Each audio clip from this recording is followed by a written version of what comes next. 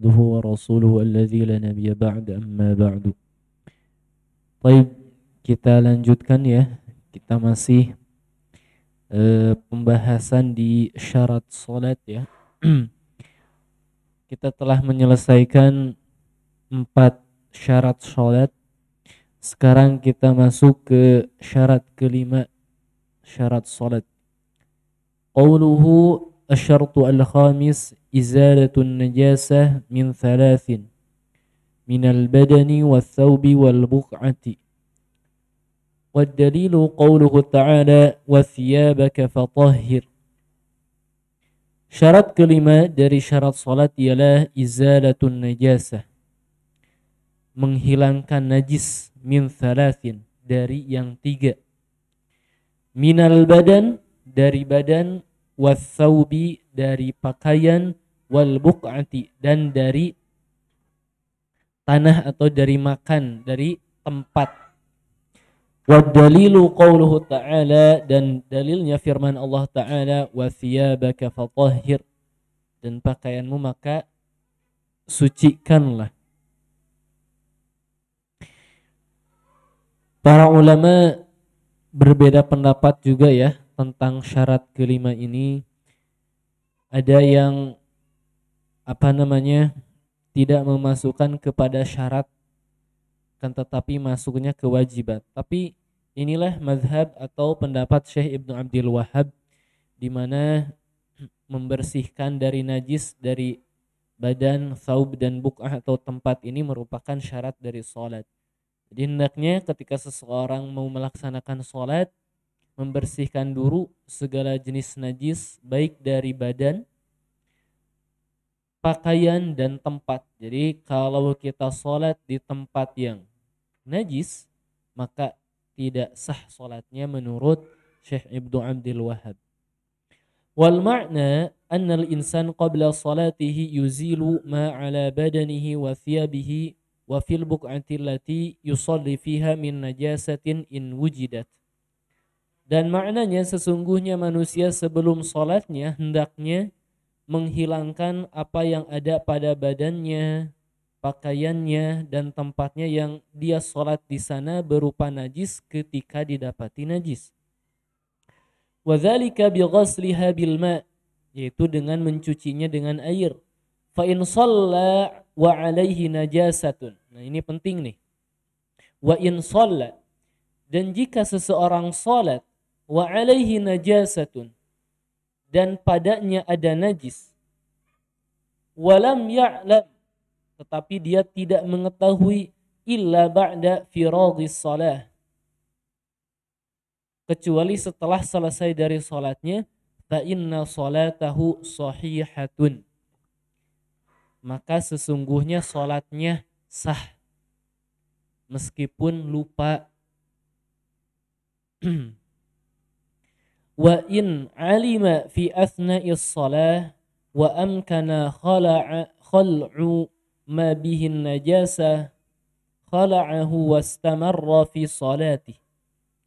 Akan tetapi ketika dia lupa dan mengetahui di tengah-tengah salat, wa amkana khal'u ma bihin najasah, dan memungkinkan untuk melepas atau menanggalkan apa yang ada najis itu. Kalau ada najis di pakaian, di kopiah, mungkin kita menghilangkannya mungkin, maka kita hilangkan. Atau di dalam hal apa yang mungkin ada najis itu, maka di tengah-tengah sholatnya mesti menghilangkan najis itu. Wa illa qata'aha, kalau tidak memungkinkan, ya, kalau tidak memungkinkan untuk menanggalkannya, maka qata'aha, putuskan sholat itu. Maksudnya jangan melanjutkan lagi. Kalau sedang sholat ternyata ada di celana itu najis, kita baru ngeh, itu tidak mungkin kita lepaskan celana, maka kita hentikan sholat terlebih dahulu, ganti celana atau cuci, baru kembali sholat. Ini yang dimaksud oleh Syekh. Li'annahu sallallahu alaihi wasallam. Ini kenapa? Karena Nabi sallallahu alaihi wasallam shalla bi ashabihi wa alaihi na'lahu Nabi SAW pernah sholat dengan para sahabatnya, wa alaihi na'lahu fa khala'ahuma fi asna'is shalah, dan ada najis di dua sendalnya, maka Nabi SAW melepaskan keduanya fi asna'is shalah, di tengah-tengah sholat. Wa akhbarahum ba'da firaghihi anna Jibril akhbarahu bi anna fiha qadhiran atau qadharan. Dan setelah sholat, Nabi SAW memberitahukan kepada para sahabat, sesungguhnya Jibril memberitahunya bahwa di kedua sendalnya itu ada najis. Jadi inilah syarah dari Syekh Badr. Jadi ketika seseorang baik tempat, baju, atau badannya menemukan najis dan dia lupa, tetapi kalau ingatnya setelah sholat, maka sah sholat. Kalau di tengah-tengah ingatnya atau taunya,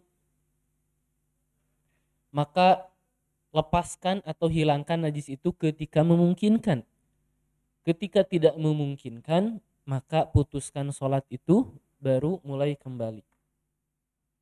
Rawahu Abu Dawud ya bisanadin sahihin an Abi Sa'id al-Khudri. Faqad dalla istimraruhu sallallahu alaihi wasallam fi salatihi, maka meneruskannya Nabi sallallahu alaihi wasallam salatnya setelah ba'da khala'a na'lai, setelah melepas kedua sendalnya, ala sihhati salati man sallallahu alaihi najasatun walam ya'lam illa ba'da firaghis shalah, menunjukkan kepada sahnya salat orang yang salat padahal pada dirinya ada najis, tetapi dia masih belum tahu kecuali setelah selesai salatnya. Li'annaha law kanat la tasihhu, maka jika hal demikian itu tidak sah, lastu nifatis salatu min awwaliha, tentu salat akan dimulai dari awal kembali ya. Jadi kalaulah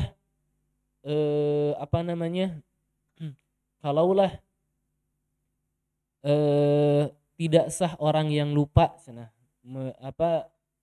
yang lupa atau tidak sengaja ada najis di badannya, tetapi dia tidak tahu, kemudian setelah selesai dia tahu bahwa ada najis, tentu tidak sah.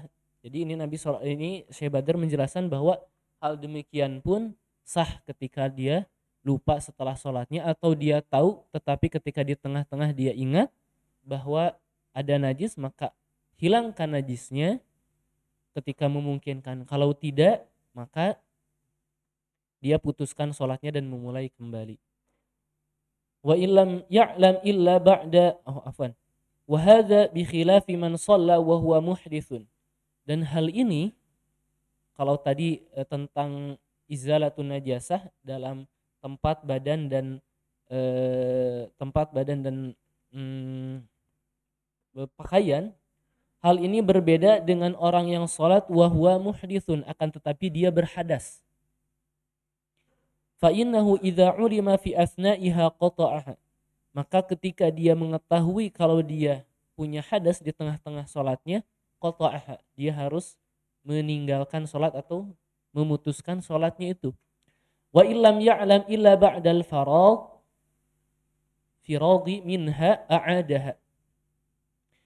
Dan jika dia mengetahui kalau ternyata dia mempunyai hadas, dan mengetahuinya itu setelah dia selesai dari sholat, a'adaha, maka dia harus mengulanginya. Ini berbeda berarti ya. Ini berarti khusus untuk orang yang izalatun najasah saja lupanya. Liqauli sallallahu alaihi wasallam, la yaqbalullahu salata ahadikum idza ahdatha hatta yatawadda. Allah Subhanahu wa taala tidak menerima salat salah seorang kalian ketika dia berhadas sampai dia berwudu. Jadi seperti itu. Kemudian wa idza wada'al musalli firashan 'alal ard. Ini jika seorang yang salat menyimpan di atas tanah itu, maksudnya yang tanah yang ada najisnya, firashan, Ini firash itu kasur tapi alas, yang penting alas ya. Allati fiha najasah, yang di tempat itu ada najis, au kana tahtal ard alladhi yusalli fiha amakinu liqada'il hajah, atau emang di bawahnya itu, di bawah apa namanya penghalangnya itu ada tempat najis untuk qada'ul hajah, au majra miyahin mutanajjisatin fa inna sholata sahihatun li'adami mubasyaratin najasah.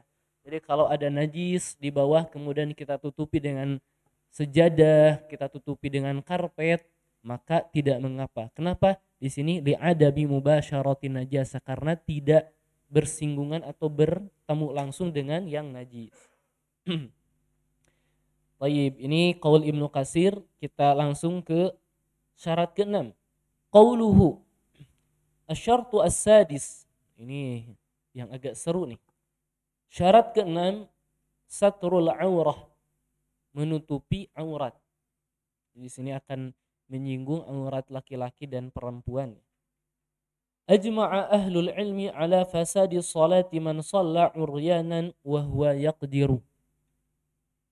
Syarat ke-6 ialah menutupi aurat, dan ahli ilmu telah sepakat pada fasadnya salat orang yang salat uryanan, telanjang.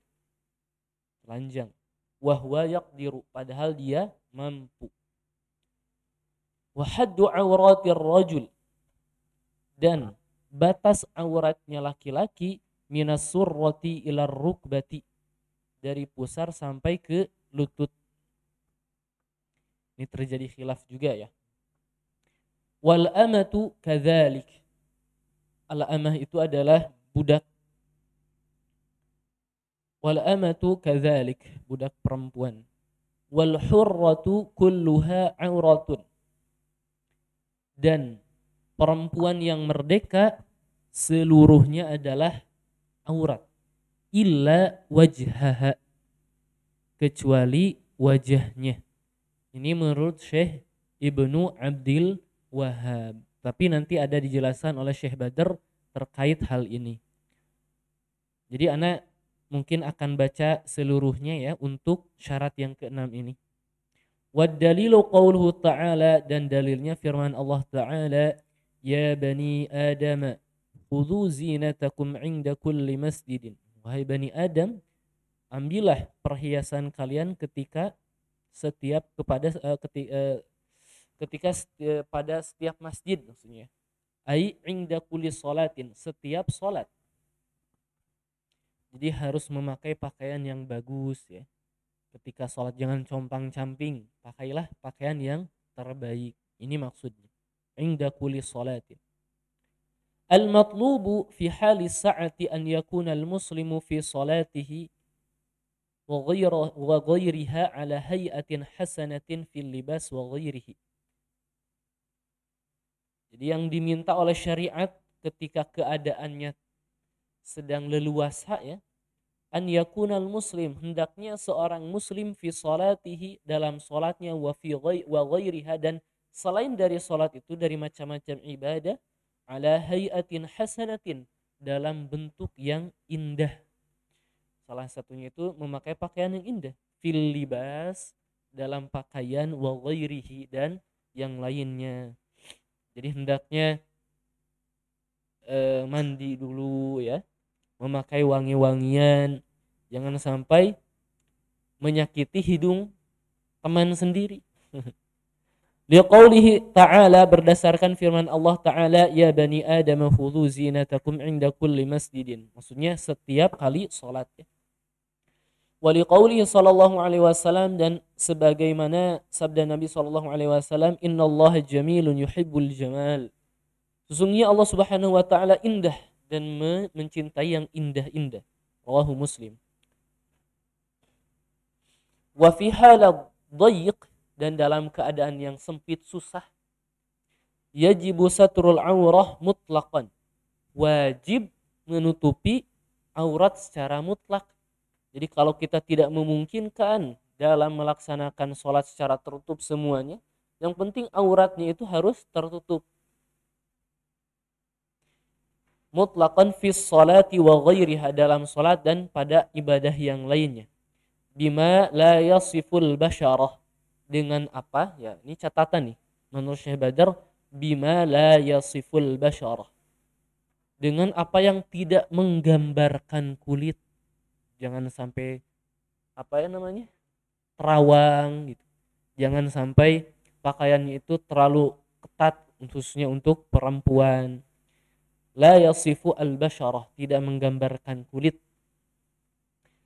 Illa minaz zaujati wa milkil yamin, kecuali dari istri dan milkil yamin itu budak. Liqauli sallallahu alaihi wasallam, ihfaz aurataka illa min zaujika, jagalah auratmu kecuali dari istrimu. Maka istrimu boleh ya melihat aurat kita. Au mimma malakat yaminuka, atau budak yang kamu miliki. Wa ghairuhu akhrajahu Tirmidzi wa ghairuhu an Muawiyah bin Haidah itu ya. Wa qala hasanun, hadisun hasanun. Kemudian unzur Irwaul Ghalil, ini Syekh Al-Albani. Kemudian wa haddu auratir rajul, kata Syekh Badar, dan batas aurat laki-laki, ma fawqar rukbati wa duna surrati, apa-apa yang di atas lutut, waduna surrati, dan yang di bawah pusar. Jadi ini mahalul khilaf ya, apakah betul-betul batasnya itu dari lutut dan ujungnya itu pusar. Jadi di bawah itu atau di dalam itu berarti aurat. Ini berbeda pendapat. Karena Nabi SAW pernah kelihatan pahanya, dan para sahabat, dan salah satu sahabat menerangkan terlihat paha Nabi SAW ketika mau menaiki unta ya, kalau nggak salah. Kemudian Nabi SAW dalam salah satu majelis pernah terlihat pahanya juga, maksudnya ketika dengan para sahabat, dan ketika saya lupa ya, ketika Umar datang atau Abu Bakar, kemudian Nabi SAW menutupkannya. Jadi ini khilaf juga. Tetapi ala kulli hal al-khilaf al-khuruj minal khilaf mustahab. Jadi hendaknya ini perkara khilaf ya tutupi saja, ngapain juga dibuka-buka gitu ya. Ngapain juga dibuka-buka. Wa duna surah liqauli sallallahu alaihi wasallam, berdasarkan sabda Nabi sallallahu alaihi wasallam, wa idza zawwaja ahadukum khadimahu abdahu aw ajirahu fala yanzur ila ma duna surah wa fawqa rukbah. Ketika salah seorang dari kalian menikahi budaknya, perempuan atau laki-laki ya, au ajirahu, atau buruhnya, fala yanzur ila ma duna surah wa fawqa rukbah, maka janganlah dia melihat kepada yang di bawah pusar dan di atas lutut. Jadi kita lihat wal makna di sini, maknanya maksudnya anna sayyida, sesungguhnya sayyid atau pemilik budak itu, idza zawwaja khadimahu wa huwa amatuhu, ketika dia menikahi budaknya, falaysa lidzalikal khadim wa huwal amatu an yanzura ila auratis sayyid, maka tidak boleh untuk budak itu melihat kepada aurat tuannya, li'annahu bitazwijiha intaqalat manfa'atul istima' ila zauj. Ini memang agak aneh mungkin ya untuk kita, soalnya jarang. Fa kharaja bidzalika an hukmi qawli ihfaz aurataka ila min zaujatika aw mimma malakat yaminuka, wa yadullu lidzalika aidan qawluhu ghatti fakhidhaka fa innaha minal aurah. Nah ini yang menegaskan bahwa paha itu aurat. Ghatti, tutuplah, fakhidhaka, pahamu, fa innaha minal aurah, karena sesungguhnya fakhidh atau paha itu dari merupakan aurat. Akhrajahu Tirmidzi an Jihrid atau Jarhid, lupa lagi ya. Ini yang menerangkan bahwa paha itu aurat ya. Paha itu aurat. Wa qala hadisun hasanun Wa qala al-Bukhari fi sahihi babu ma yudhkaru fil fikhdi atau fil fakhidhi wa yurwa an ibni Abbasin wa Jirhidin wa Muhammad ibni Jahshin ani Nabi sallallahu alaihi wasallam al-fakhidh aurah, yang juga menegaskan. Wa qala Anasun. Nah, ini yang ana maksud tadi. Jadi hadis pertama bahwa paha itu aurat ya, dalilnya ada ghatti fakhidhaka fa innaha minal aurah. Al-fakhidhu auratun. Paha itu aurat. Wa qala Anas. Adapun Anas berkata hasaran Nabi sallallahu alaihi wasallam atau husira an Nabi sallallahu alaihi wasallam an fakhidhihi. Maksudnya terlihat paha Nabi sallallahu alaihi wasallam. Jadi ada bertolak belakang, seperti bertolak belakang. Jadi bertolak belakangnya seperti apa?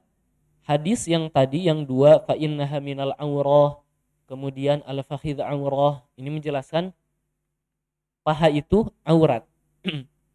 Tetapi di sini ucapan Anas bahwa Nabi Shallallahu Alaihi Wasallam pernah terlihat pahanya. Dan di sini jelaskan wahadithu Anasin asnad, dan hadis Anas yaitu terbukanya atau pernah terlihatnya paha Nabi Shallallahu Alaihi Wasallam asnad, lebih kuat dalam segi sanad. Wa haditsu Jirhid ahwat, dan hadis Jirhid yaitu fa innaha minal aurah, al-fakhidh minal aurah, katanya ahwat, lebih hati-hati, hatta yakhruja min ikhtilafihim, sampai keluar dari ikhtilaf mereka. Jadi di sini khilaf, ada banyak qaul ulama tentang aurat rajul, apakah baina surah war rukbah betul-betul itu, kalau di luar itu aurat. Ini di sini dikuatkan dengan ghatti fakhidhaka fa innaha minal aurah, kemudian al fakhidh aurah, kuat. Kan tetapi dalam beberapa kejadian Nabi SAW pernah terlihat pahanya. Ini menandakan seperti ini tuh bukan betul-betul aurat yang betul-betul enggak boleh dilihat gitu. Tentu Nabi SAW akan menutupinya. Jadi dulu Anda pernah dengar dari Syekh Ana, katanya ada aurah laki-laki, ada yang mukhaffafah dan mughalladhah gitu. Maksud mughalladhah itu mukhaffafah ya antara sedikit di atas lutut itu aurah, cuman tidak seperti halnya kubul dan dubur. Jadi seperti itu. Ini untuk menggabungkan dua hadis.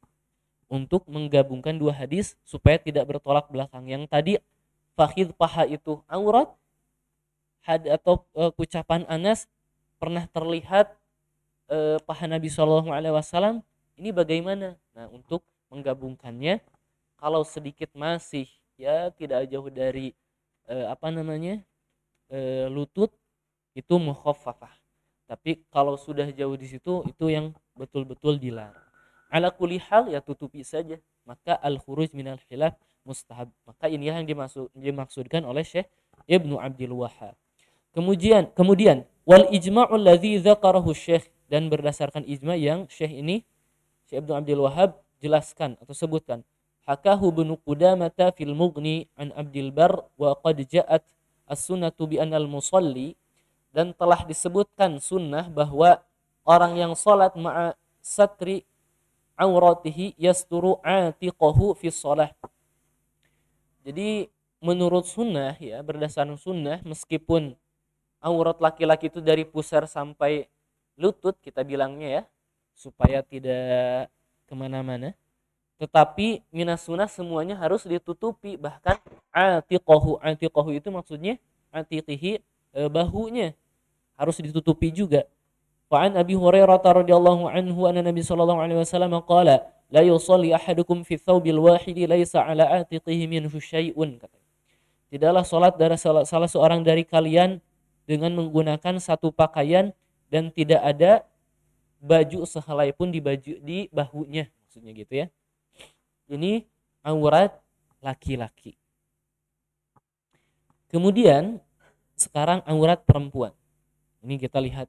Jadi pertama Syekh Ibnu Abdul Wahhab menerangkan bahwa ketika seorang perempuan hendak mau melaksanakan sholat, maka sebetulnya tidak wajib menutupi seluruh tubuh, wajib baginya menutupi seluruh tubuhnya kecuali wajah.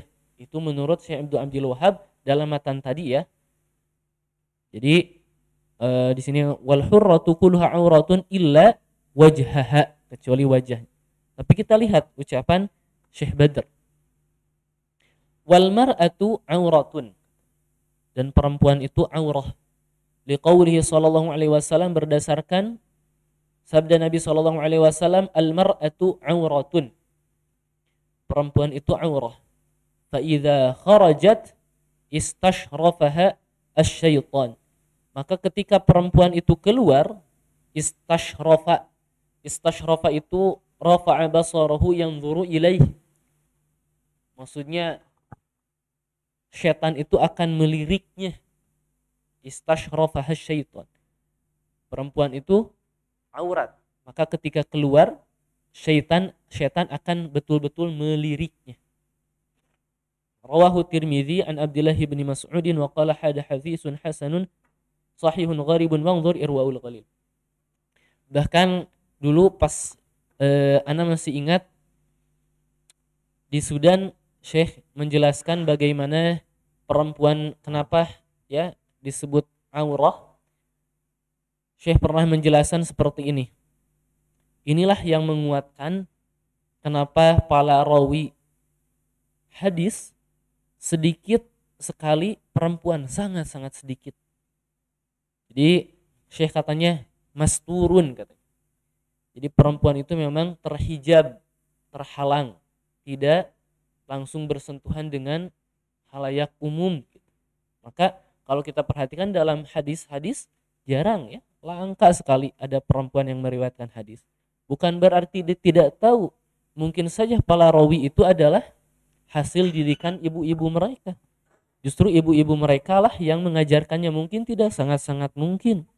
Dan banyak ulama yang menjadi ulama hasil jeripayah salah satunya dari tangan ibu mereka.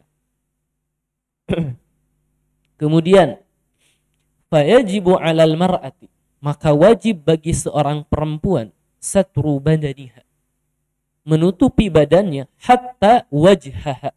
Ini menurut Syekh Badr, hatta wajhiha atau hatta wajha, sampai wajahnya. Jadi wajib menurut Syekh Badr.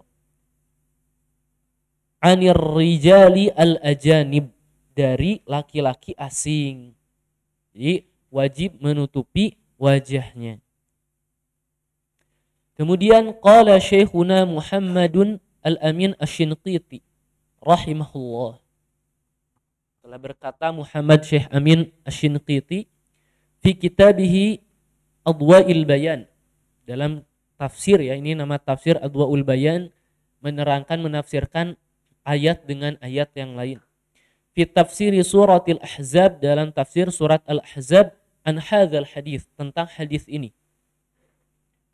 Wa ma jaa fihi min kaunil mar'ati auratun, atau min kaunil mar'ati auratan, dan apa-apa yang telah disebutkan dalam hadis tersebut di mana perempuan itu adalah aurat, yadullu 'alal hijabi, maka menunjukkan untuk berhijab itu liluzumi satri kulli ma yasduqu alaihi ismul aurah, wajib menutupi, menghijabi sesuatu yang pasti disebut aurah atau yang sah disebut aurah. Selama bentuk atau badan tersebut disebut aurah, maka wajib kita untuk menutupinya. Aku lihat seperti itu. Wa dzakara syekhuna aidan anna hukma taghtiyatil wajhi li ummahatil mu'minin mimma ajma'a alaihi ahlul ilmi. Dan sesungguhnya hukum menutupi wajah bagi ummahat, ibu-ibu mukmin, mimma, dari apa-apa, ajma'a alaihi ahlul ilmi, yang ahli ilmu ijma, sepakat padanya. Wa annal ayati, dan sesungguhnya ayat-ayat allati nuzilat fi amrihinna bil hijab tashtamilu ala qarinataini. Dan ayat-ayat yang turun dalam ummahat mukminin itu berarti istri-istri Rasul. Dan ayat-ayat yang turun menunjukkan diperintahkannya mereka untuk memakai hijab mencakup dua qarinah, dua hubungan. Tadullani ala anna al-hukma laysa khassan bihinna afwan. Menunjukkan kepada hukum itu bukan khusus ditujukan untuk istri-istri Nabi, ballahunna walisairil ummat nisa'il ummati. Kan tetapi untuk istri-istri Nabi Muhammad SAW dan seluruh perempuan umat ini. Kita lihat ayatnya apa.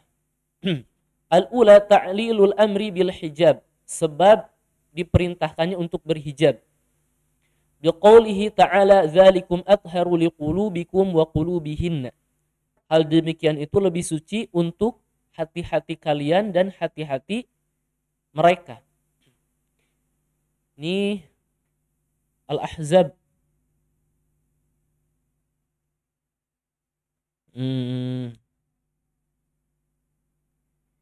Jadi kalau nggak salah, siapa yang bisa menyebutkan Al-Ahzab? Kumaha ayat sebelum nanti? Al-Ahzab 53. Kalau nggak salah, sambil pilarian. Ya. Kalau nggak salah ya berarti benar gitu ya.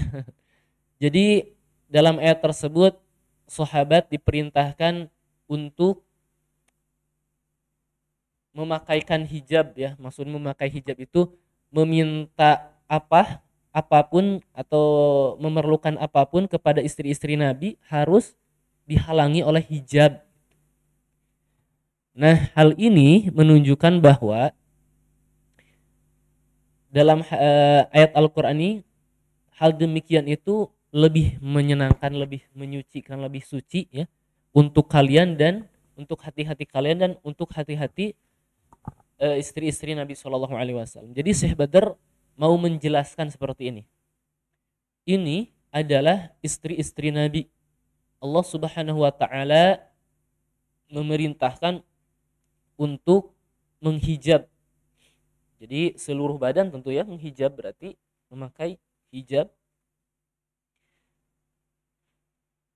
Dengan sahabat ketika memerlukan apapun, sesuatu apapun ketika berkunjung ke Nabi SAW hendaknya memakaikan hijab ya, penghalang antara istri Nabi SAW. Ini istri Nabi SAW, apalagi terhadap kaum muslimat gitu. Jadi istri Nabi SAW, apalagi istri-istri ya kita mungkin ya, apalagi istri-istri atau perempuan-perempuan muslimat yang lain gitu maksudnya ya.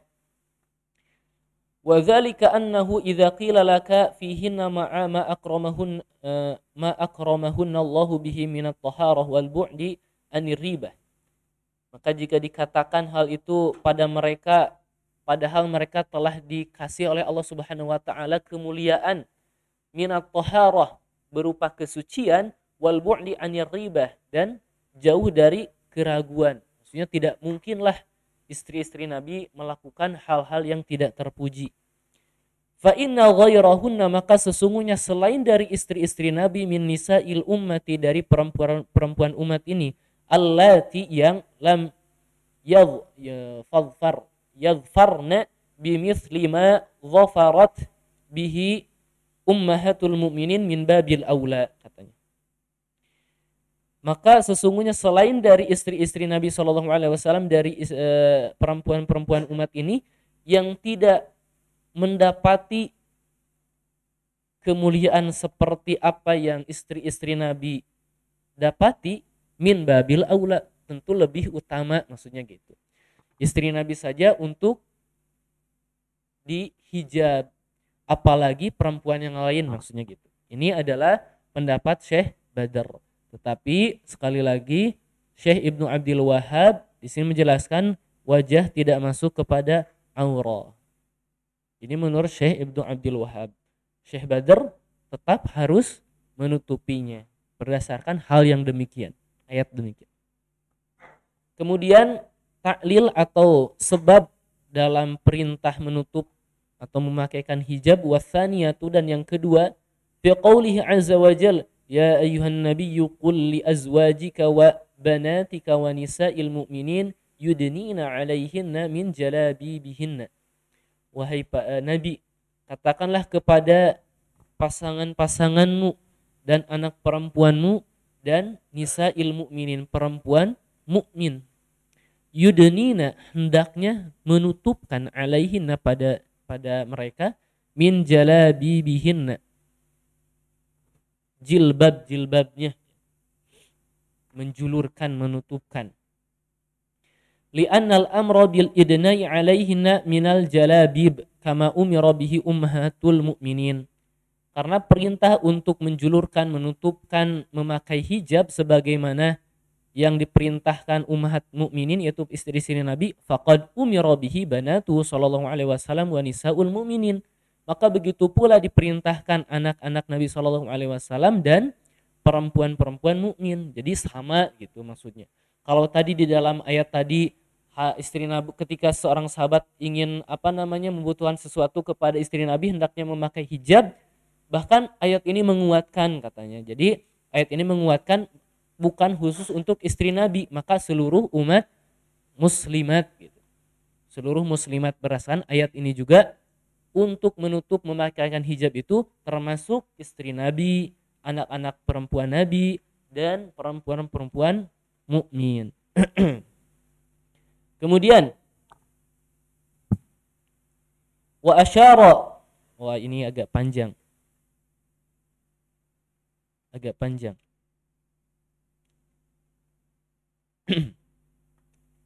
Sebetulnya masih seru ya. Gak apa-apa, kita baca sajalah. Nanti di akhir yang dipercepat. Wa asyara ba'da dzalika rahimahullah ila annahu law kana al-hukmu khassan bihinna ala sabilil furud fa innaha qudwatun hasanatun li ghairihinna minan nisa. Sekarang kalau kita sebutkan enggak, ayat yang tadi itu khusus untuk perempuan Nabi sallallahu alaihi wasallam katanya. Fa innahunna, jika demikian maka istri-istri Nabi itu qudwatun, harus menjadi teladan. Qudwatun hasanah, teladan yang baik, li ghairihinna, untuk selain dari istri-istri Nabi tersebut, minan nisa, di antara kalangan perempuan.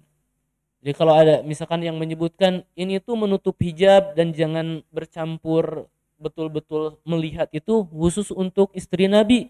Oke, kalau khusus untuk istri Nabi, kata Syekh Badr, maka istri-istri Nabi itu adalah qudwatun hasanatun, teladan yang baik yang harus mesti kita teladani, khususnya untuk perempuan-perempuan muslim. Jadi hendaknya sesuai meneladani apa yang terjadi pada istri-istri Nabi seperti itu.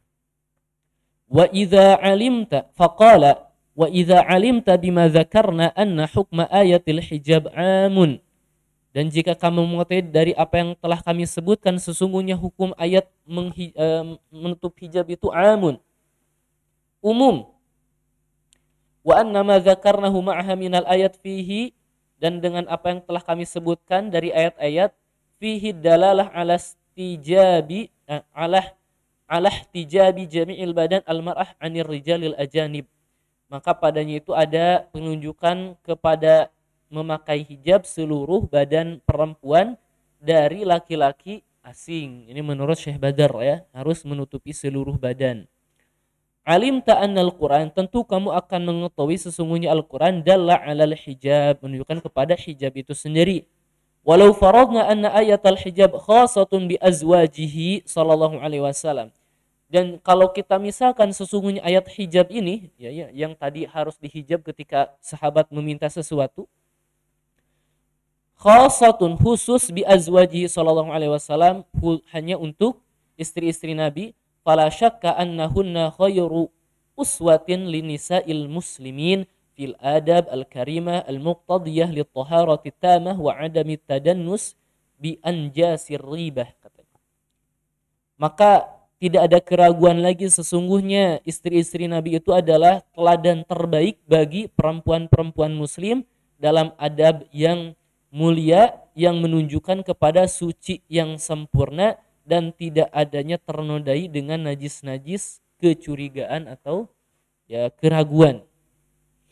Faman yuhawilu ini ya, man anisa'il muslimin qad du'ati lis-sufur wa tabarruj wal ikhtilat al-yawm min iqtida'i bihinna fi hadzal adab al-samawi al-karim al-mutadammin salamat al-'irdi wa taharah min danasir ribah ghashun li ummati Muhammadin sallallahu alaihi wasallam maridul qalbi kama tara.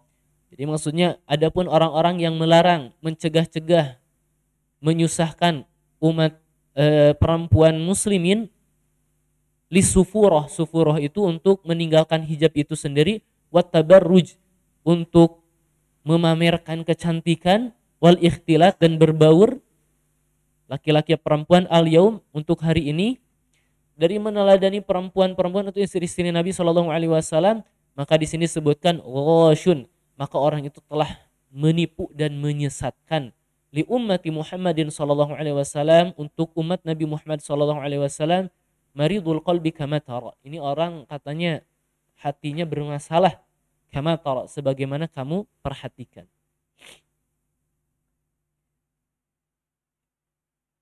Kemudian ini sini panjang ya. Kurang lebih cukup ya. Cukup. Kemudian masuk ke halaman 40. Kita masuk ke syarat ke-7. Asyartu as-sabi' dukhulul waqti, masuknya waktu ya. Jadi syarat ke-7 rukun. Apa syarat salat itu masuknya waktu. Wa dalilu minas sunnati hadithu Jibril alaihi salam annahu amma Nabi sallallahu alaihi wasallam fi awalil waqti wa fi akhirih. Dan dalilnya ialah dalil dari sunnah ialah hadis Jibril alaihi salam, sesungguhnya dia pernah amman Nabi, maksudnya sering datang atau sering berkunjung fi awalil waqti wa fi akhirih, di awal waktu dan di akhir waktu. Faqala ya Muhammad as-salatu baina hadaini al-waqtain, wahai Muhammad, salat itu antara kedua waktu ini. Wa qawluhu ta'ala inna salata kanat 'alal mu'minina kitaban mawquta, sesungguhnya salat terhadap kaum muslimin adalah hal yang sudah ditentukan waktunya. Jadi salat itu harus pada waktunya, ini syaratnya. Ay mafruḍan fil awqat, diwajibkan dalam waktu-waktu. Wa dalilul awqat qauluhu ta'ala, dan dalil waktu-waktu salat itu firman Allah Ta'ala, aqimis salata liduluki syamsi, maka dirikanlah olehmu salat liduluki syamsi, sejak tergelincirnya matahari, ila ghasaqil lail, sampai gelapnya malam, wa qur'anal fajri, dan salat fajar. Inna qur'anal fajri kana masyhuda, sesungguhnya salat fajar itu disaksikan, maksudnya disaksikan oleh para malaikat. Jadi di sini dijelaskan bahwa syarat salat itu harus sudah masuk waktu salat, harus yakin sudah masuk waktu salat.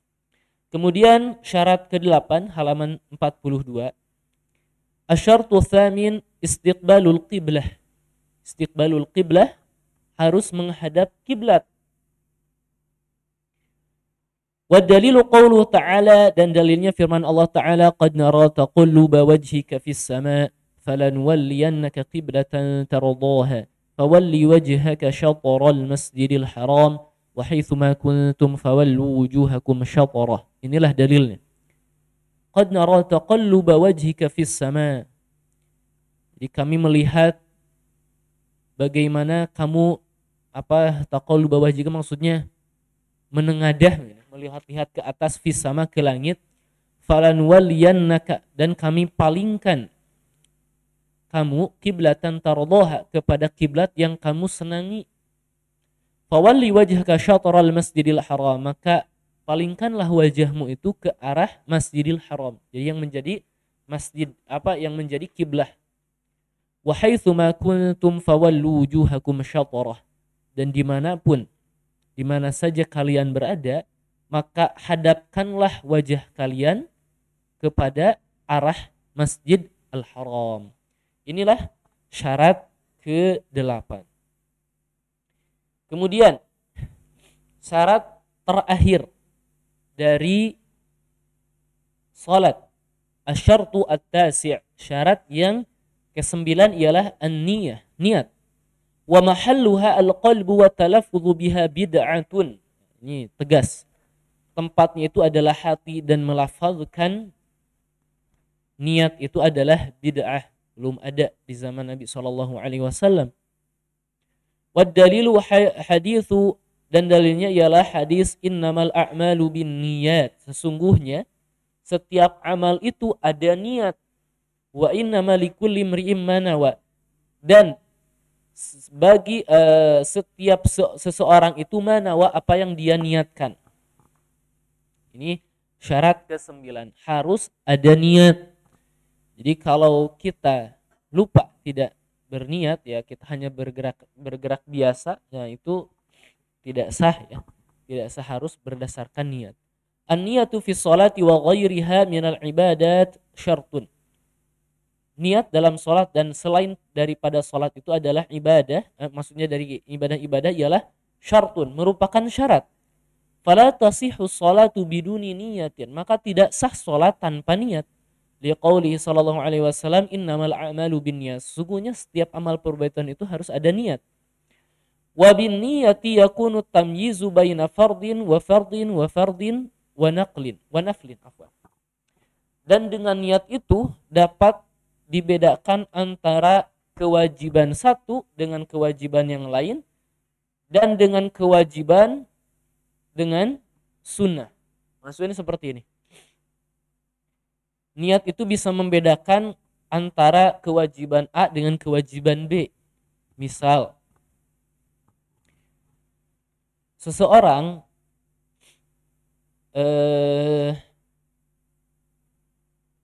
jam 3:30 sholat dua-duanya 4 rakaat misal. Yang satu karena tidur, dia sholat zuhurnya pas dia bangun jam segitu.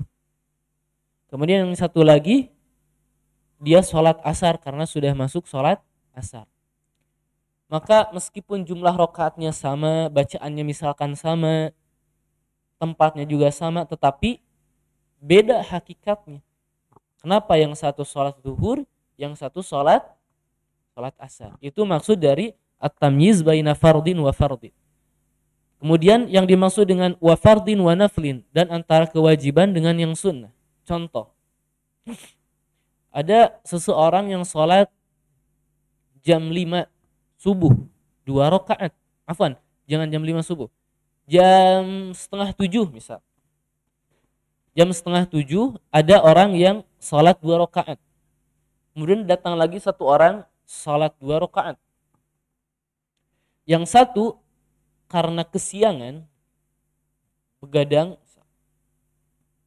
sampai subuhnya terlambat, sholatnya itu jam 6:30, sudah masuk waktu duha misal.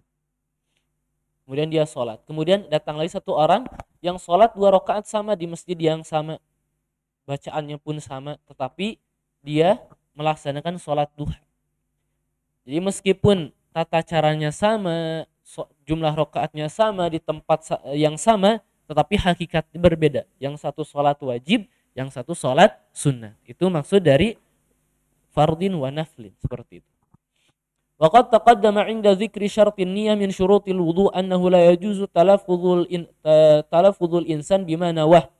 Dan telah disebutkan ketika menyebutkan syarat niat dari syarat-syarat wudu, sesungguhnya dia itu tidak boleh dilafazkan oleh manusia dengan apa yang dia niatkan. Illa fi manasikil hajj, yang tadi ya, kecuali di manasik al-hajj.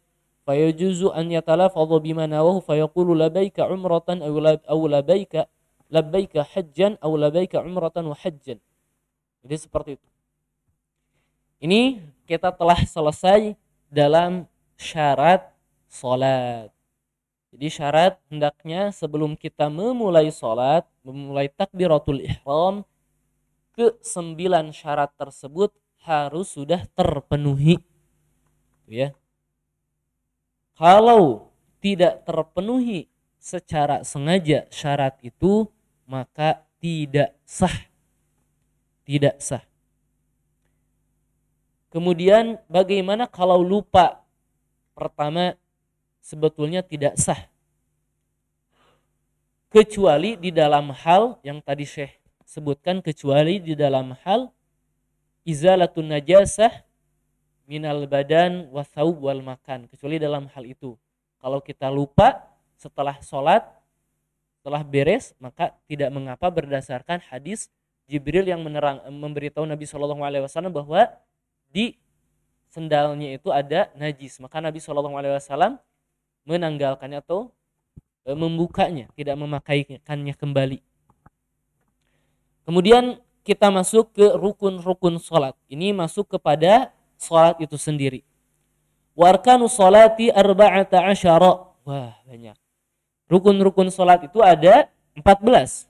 Yang pertama al-qiyamu ma'al qudrah. Ialah berdiri bagi yang mampu.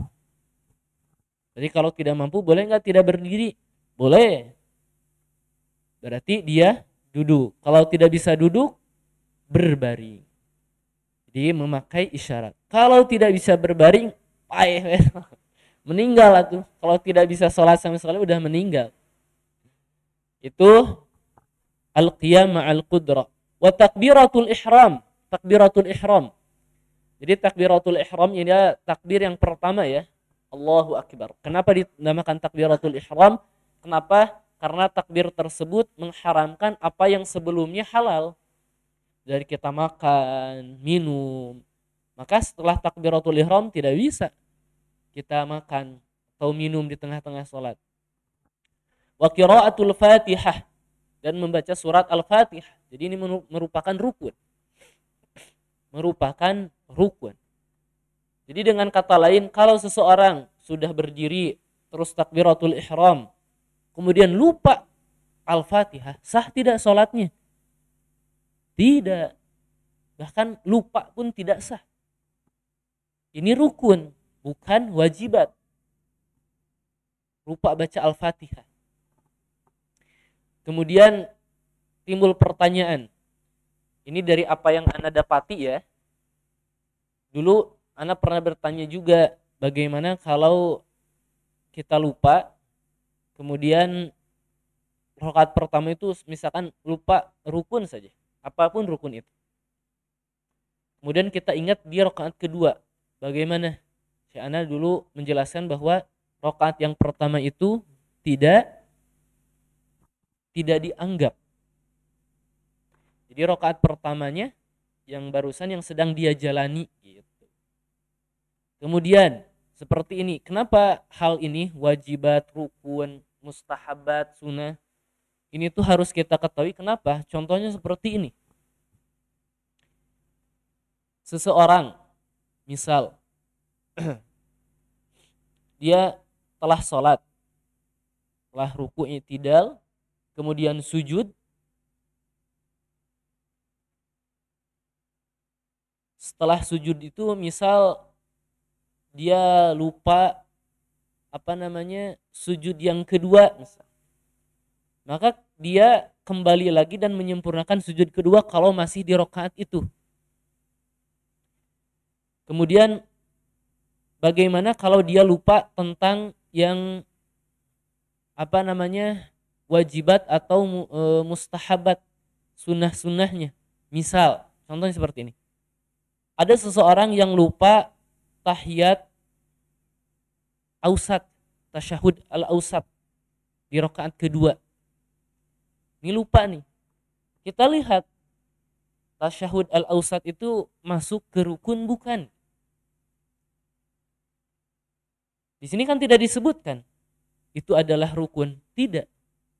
Jadi ketika seseorang sudah misalkan 2 rakaat, harusnya dia tasyahud al-awal ya. Ini malah langsung berdiri. Dan al-qiyam itu sendiri rukun bukan? Rukun ya. Berdiri itu rukun. Maka dia tidak boleh kembali lagi ke tasyahud awal itu. Kenapa? Karena dia meninggalkan rukun untuk mengerjakan yang bukan rukun. Jadi tidak perlu. Terus bagaimana?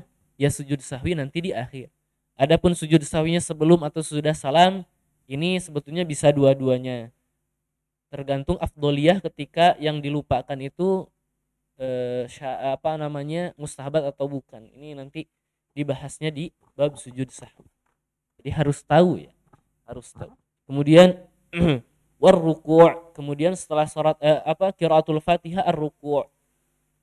War-raf'u minhu, ketika kembali setelah ruku itu. Wasujud 'alal a'dha as-sab'ah, dan sujud dengan menempelkan anggota badan yang 7. Ada hadisnya.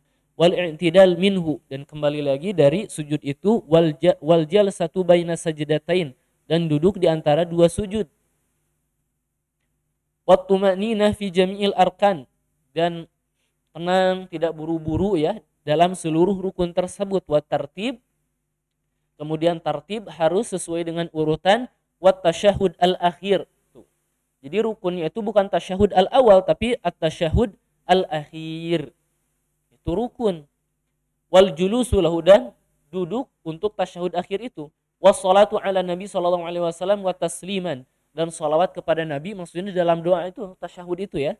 Wa taslimat wa taslimatan, dan dua salam. Dua salam pun itu wajib. Rukun menurut Syekh Ibnu Abdil Wahhab. Kemudian kita langsung ke qauluhu ar-ruknu al-awwal. Ya, rukun yang pertama. 46. Ar-ruknu al-awwal al-qiyamu ma'al qudrah, wa dalilu qauluhu ta'ala hafidhu 'alas salawati was salatil wusta wa qumu lillahi qanitin. Jadi harus berdiri bagi yang mampu berdasarkan dalil firman Allah Ta'ala, jagalah oleh kalian salat dan salat yang tengah, itu salat asar, wa qumu lillahi qanitin, dan berdirilah kalian untuk Allah, maksudnya menghadap Allah, qanitin, dengan khusyuk. Jadi ini hanya bagi orang yang mampu. Bagaimana kalau tidak mampu? Ini ada hadis di situ. Shalli qa'iman, salatlah kamu dengan berdiri. Fa illam tastati' fa qa'idan, maka jika kamu tidak mampu fa qa'idan, duduk. Fa illam tastati' fa 'ala janbin, dan jika kamu tidak mampu bisa bersandar, atau kalau masih tidak mampu sambil tidur. Ini adalah al-qiyamu ma'al qudrah. Kemudian as-tsani takbiratul ihram. Takbiratul ihram. Takbiratul ihram, ya takbiratul ihram, wa dalilu haditsu tahrimuha at-takbir wa tahliluha at-taslim. Dalilnya hadis, dan pengharamannya ialah takbir dan penghalalannya ialah taslim. Maksudnya ketika kita setelah takbiratul ihram, maka haramlah hal-hal yang dulu pernah dibolehkan seperti minum, makan dan sebagainya. Wa tahliluha at-taslim, dan yang membolehkannya kembali, yang menghalalkannya kembali ialah at-taslim, salam. Kemudian kita lanjut ya. Kemudian di sini menjelaskan doa istiftah, halaman selanjutnya 48. Wa ba'daha, dan setelah takbiratul ihram itu al-istiftah, doa istiftah, wa huwa sunnatun, dan dia adalah sunnah. Jadi kalaupun seseorang lupa atau sengaja tidak membacanya, ya sebetulnya tidak apa-apa, cuman dia tidak mendapatkan keutamaan dari melaksanakan sunnah itu. Qaulu subhanakallahumma wa bihamdik tabarakasmuka wa ta'ala jadduka wa la ilaha ghairuka. Ini kemudian menjelaskan wa ma'na subhanaka Allahumma ay unazzihuka at-tanzih allak bijalalika. Saya menyucikanmu dengan penyucian yang layak dengan keagunganmu. Jadi ini maksud subhanakallahumma. Wa bihamdika ay thana'un 'alaika, segala puji atasmu. Wa tabarakasmuka ay al-barakah tunalu bi dzikrika, barakah didapati dicapai dengan zikir namamu. Wa ta'ala jadduka ay jallat 'azamatuka, mulia tinggi keagunganmu. wala ilaha ghairuka, dan tidak ada Tuhan selainmu, yaitu la ma'buda fil ardi wala fis sama bihaqqin siwaka ya Allah. Tidak ada yang berhak untuk disembah di atas bumi dan di atas langit siwaka, kecuali engkau wahai Allah. Seperti itu. Ini jadi menjelaskan tentang doa al-istiftah. Jadi setelah takbiratul ihram, pertama al-qiyam al-qudrah, kemudian takbiratul ihram, ini yang rukun ya. Kemudian adapun al-istiftah adalah sunnah. Sunnah.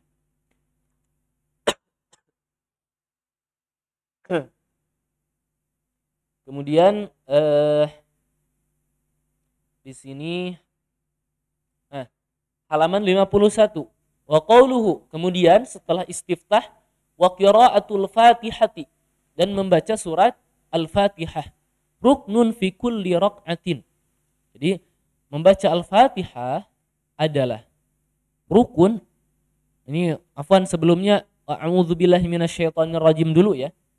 Ini a'udzubillahi minasyaitonir rajim. Wa ma'na aludhu wa altaji'u wa a'tasimu bika ya Allah minasyaitonir rajim. Ini menjelaskan Syekh Ibnu Abdul Wahhab. Makna a'udzubillahi minasyaitonir rajim. A'udzu ialah aludhu, berlindung sama ya, wa altaji'u. Wa a'tasimu bika, memohon pertolongan kepadamu ya Allah, wahai Allah, minasyaitonir rajim, dari syaitan yang terkutuk. Al-matrudu ialah yang diusir, al-mub'adu yang dijauhi atau yang dijauhkan, an rahmatillah, dari rahmat Allah. La yadurruni fi dini wala fi dunyaya, tidak memberikan madarat kepadaku dalam hal dunia, agamaku dan dalam duniaku.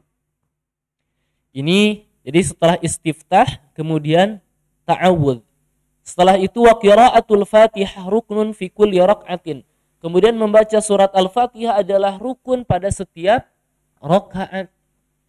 Jadi pada setiap rakaat rukun itu membaca surah Al-Fatihah. Rukun. Kama fi hadits la salata liman lam yaqra bi Fatihatil kitab wa hiya ummul Quran. Sebagaimana yang ada dalam hadis, bukan salat atau tidak ada salat bagi orang yang tidak membaca surat Al-Fatihah, yaitu ummul Al-Quran. Jadi ini adalah rukun. Ketika seseorang lupa membaca Al-Fatihah, maka rakaat itu tidak sah. Bagaimana kalau telah selesai 4 rakaat tetapi yang satu tidak sah? Maka semuanya jadi gugur. Kenapa? Karena misalkan sholat zuhur itu 4 rakaat, yang sah itu 3 rakaat, ya enggak sah dong. Sholat zuhur itu harus 4 rakaat. Dia maka dimulai kembali. Kenapa? Karena yang dikerjakan barusan itu ketika dia lupa surat Al-Fatihah itu bukan sholat lah. Karena sholat zuhur itu harus 4 rakaat gitu. Kemudian ini sebetulnya kita baca saja. Ini agak penting. Qiraatul Fatihah fi kulli raq'atin min raq'ati shalah wajibatun 'alal iman wal ma'mum wal munfarid. Ini menurut Syekh Badr ya. Membaca Al-Fatihah dalam setiap rakaat, dalam rakaat-rakaat salat ialah wajib bagi imam dan makmum, wal munfarid, dan orang yang munfarid. Munfarid itu salatnya sendiri. Liqauli sallallahu alaihi wasallam la salata liman lam yaqra bi Fatihatil kitab. Tidak ada salat bagi orang yang tidak membaca Al-Fatihah atau bi Fatihatil kitab. Wa yadullu li qira'atiha khalfahu fil jahriyah haditsu rajulin min ashabi Nabi sallallahu alaihi wasallam. Dan hal ini menunjukkan makmum juga membaca Al-Fatihah di belakang imam fil jahriyah. Ketika imamnya itu sholatnya itu dijaharkan, seperti sholat maghrib, isya, dan subuh. Jadi Syekh Badr menunjukkan bahwa ketika imam membaca Al-Fatihah, kita juga harus membaca Al-Fatihah. Ini menurut Syekh Al-Badr. Dalilnya apa? Qala Rasulullah sallallahu alaihi wasallam la'allakum taqra'una khalfal imami wal imamu yaqra'. Semoga saja kalian membaca di belakang imam dan imam membaca. Qalu inna lanaf'alu dzalika. Sesungguhnya kami mengerjakan hal itu. Qala fala taf'alu Janganlah kalian lakukan illa an yaqra'a ahadukum bi ummil kitab, kecuali salah seorang kalian membaca umul kitab. Jadi kalau membaca Al-Fatihah yang belakang juga membaca menurut Syekh Badr. Au qala Fatihatul Kitab. Jadi makmum juga harus membaca Al-Fatihah.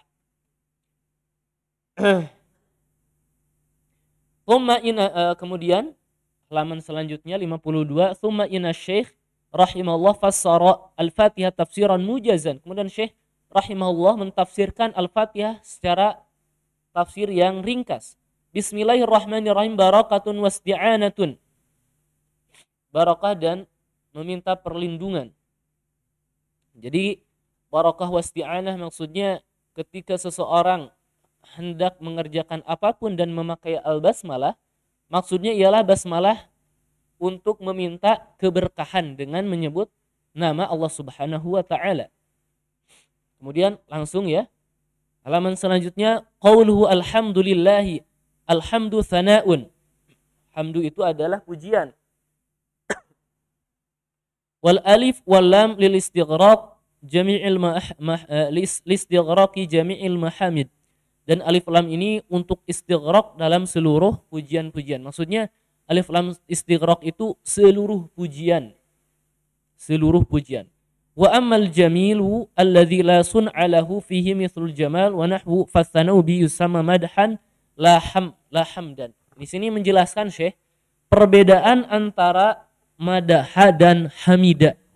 Madhun dan hamdun. Jadi adapun keindahan yang bukan hasil dari jerih payah seseorang tersebut, maka disebut madaha.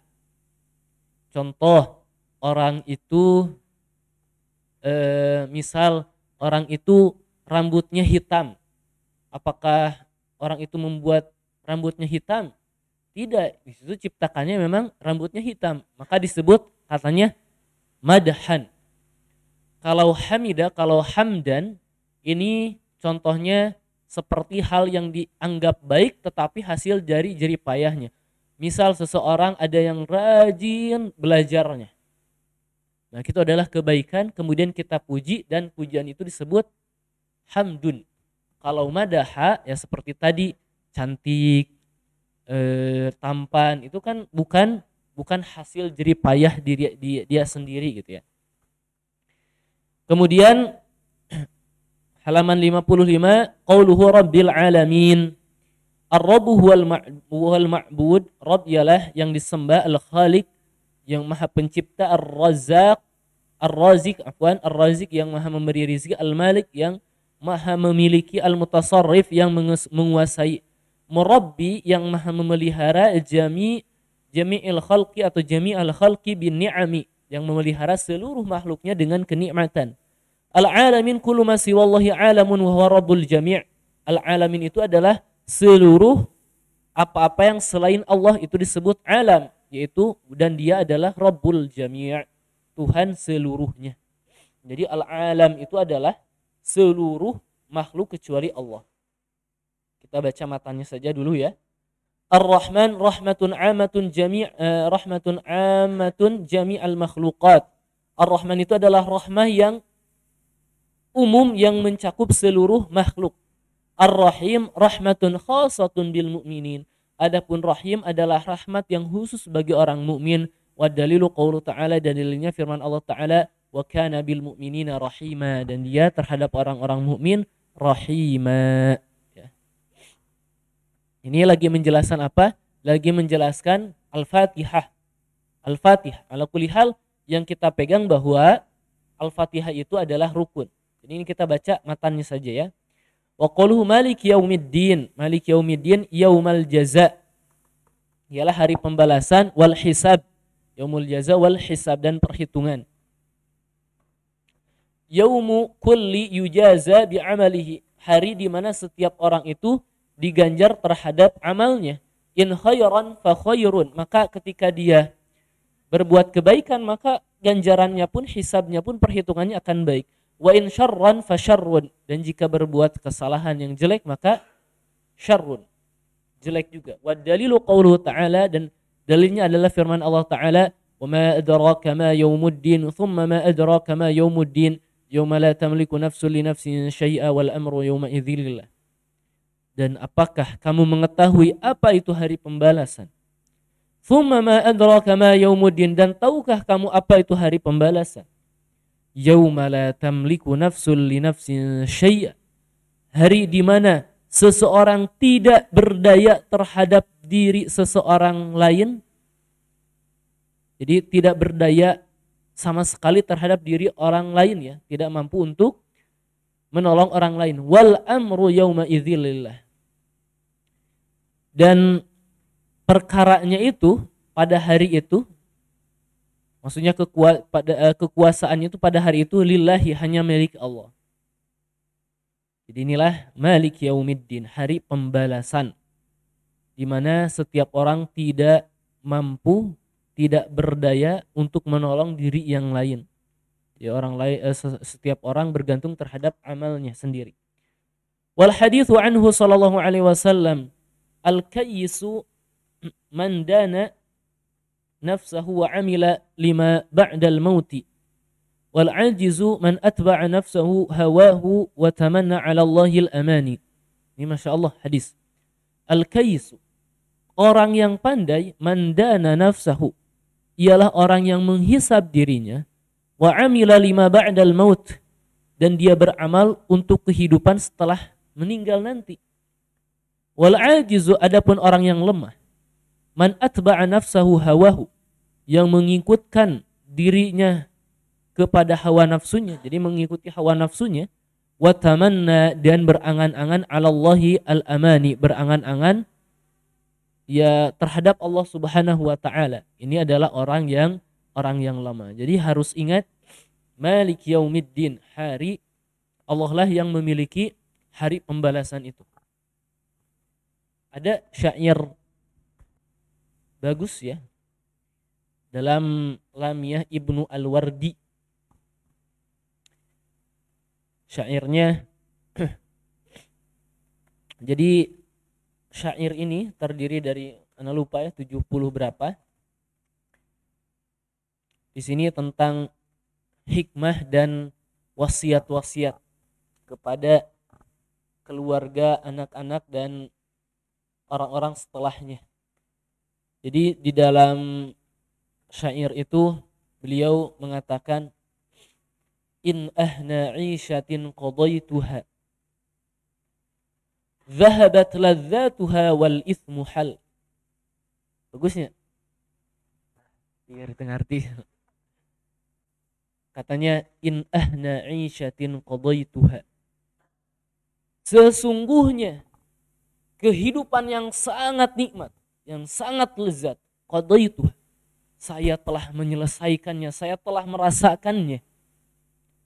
Zahabat ladzatuha, hilang kelezatan-kelezatannya. Wal ithmu hal, kan tetapi dosa itu ada tetap, tersisa. Jadi maksudnya adalah kenikmatan di dunia ini, kenikmatan di dunia ini kenikmatan yang bohong. Maksud bohong itu kenikmatan yang tidak kekal. Kita merasa nikmat ya ketika ada nikmat itu, dan tidak mungkin selamanya ada kenikmatan itu. Akan tetapi yang namanya dosa yang yang dikerjakan di dunia itu pasti akan ada selamanya, bahkan sampai dia dihisab. Kelezatan makan, minum, tidur, itu kenikmatan sementara, di mana kenikmatan itu akan hilang. Makan saja nasi padang kelezatannya hari tawe, peuting lapar deui. Itu adalah kenikmatan semu. Tetapi kalau seseorang mengerjakan kemaksiatan, apapun itu kemaksiatannya, maka itu akan ditulis. Bahkan sampai hari kiamat pun dia akan dihisab dari apa yang telah dia perbuat. Masya Allah. Ini Ini dari satu syair saja. Ini ada 70 sekian. Seperti itu. Jadi harus ingat bahwa setiap amal perbuatan kita, khususnya al-ithmu, itu akan Allah Subhanahu wa taala hisab, dan Allah lah yang memiliki hari pembalasan itu, di mana setiap orang tidak mampu menolong orang yang lain. Setiap orang bergantung terhadap amal perbuatannya sendiri. Kemudian qauluhu iyyaka na'budu ay la na'budu ghairaka.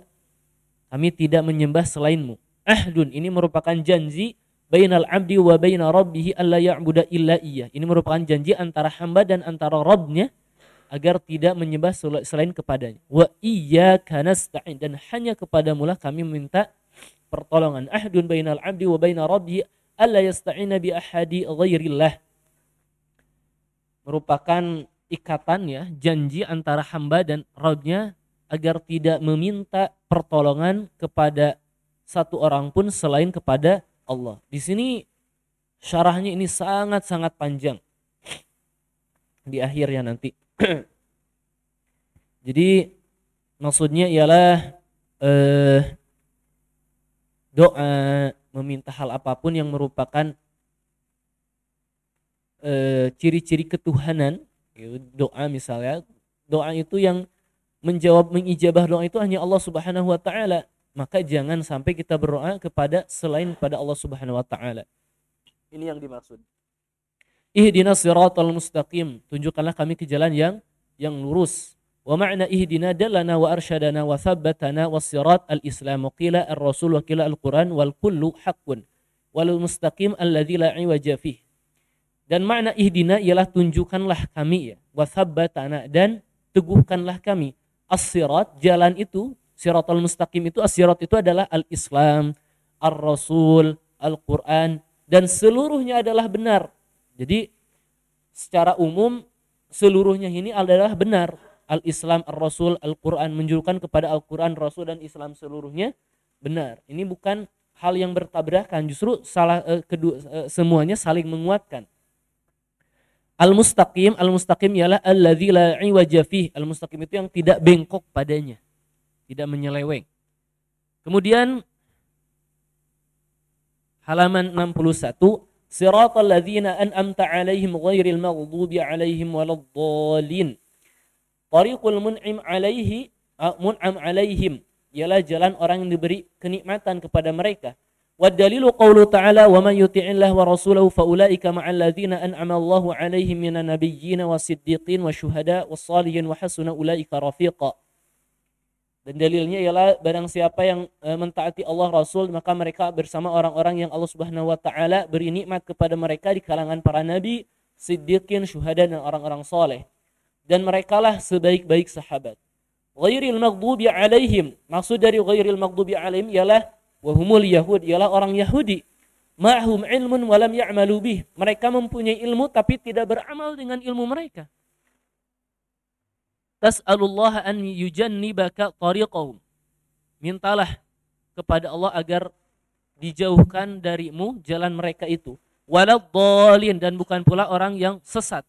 Wahumun nasara, ialah nasara. Ya'budullaha ala jahlin wa dhalalin, mereka beribadah kepada Allah dalam atau di atas kebodohan dan kesesatan. Tas'alullah an yujannibaka tariqahum, mintalah kepada Allah agar menjauhkanmu dari jalan mereka.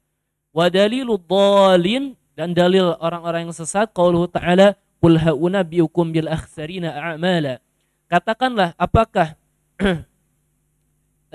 kami akan memberitahukan kepada kalian bil akhsarina a'mala, perbuatan yang paling rugi.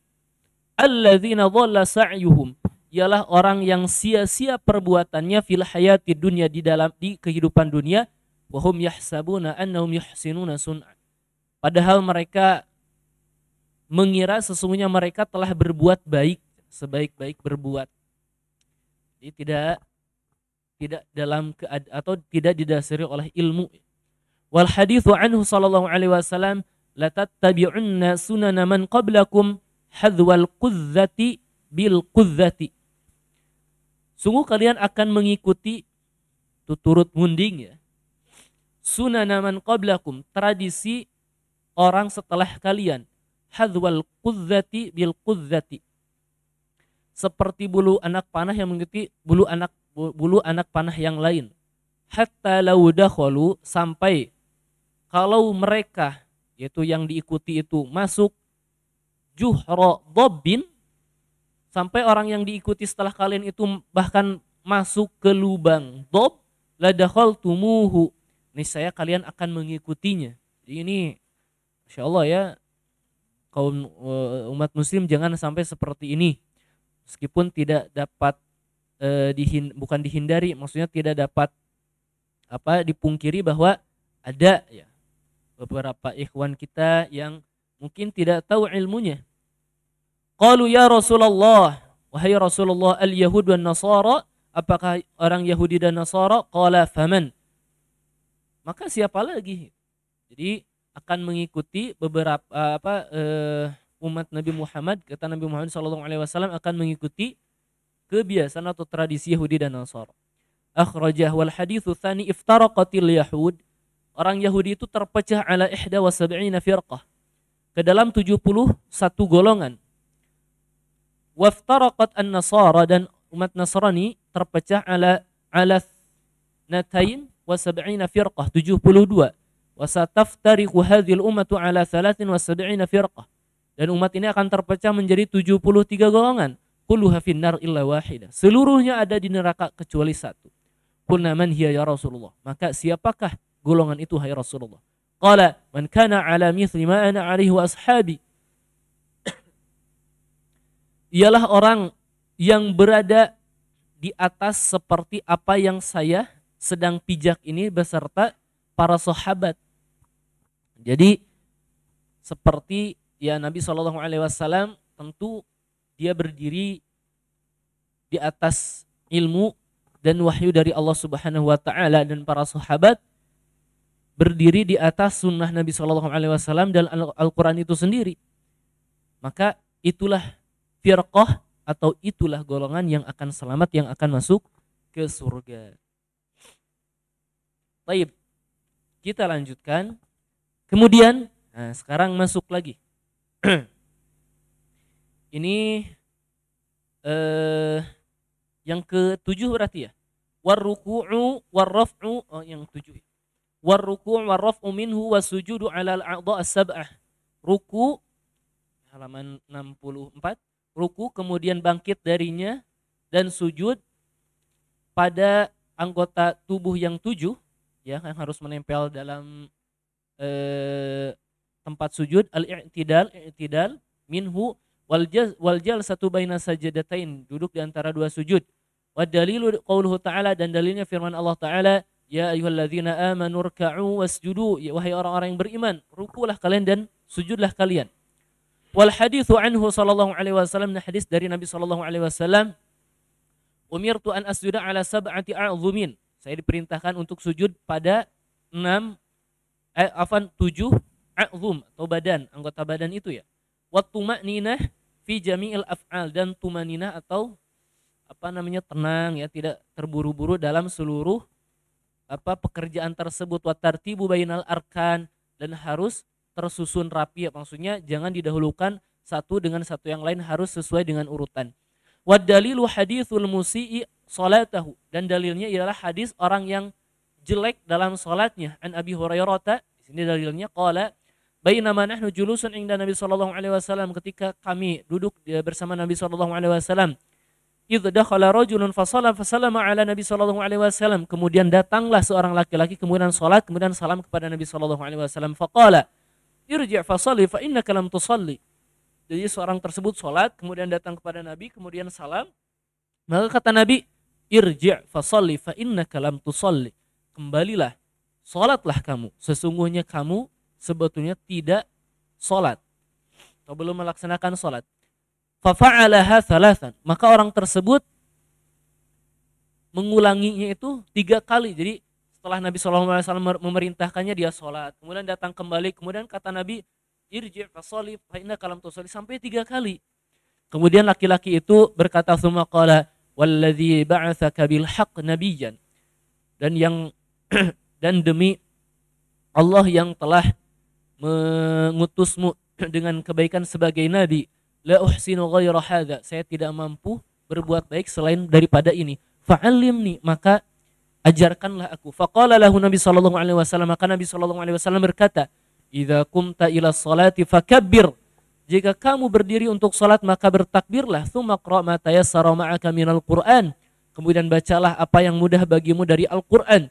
Tsumma rka' hatta tatma'inna raki'an, kemudian rukulah kamu sampai terasa tenang kamu ruku. Jadi jangan sampai terlalu cepat.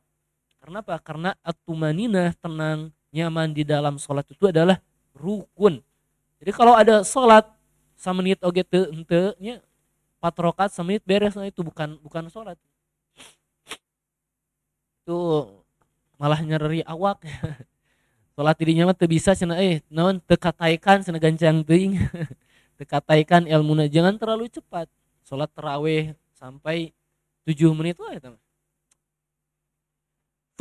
Tsumma rafa'ata ta'tadila qa'iman, kemudian bangkitlah kamu sampai ta'tadila qa'iman, berdiri ya dengan tegak.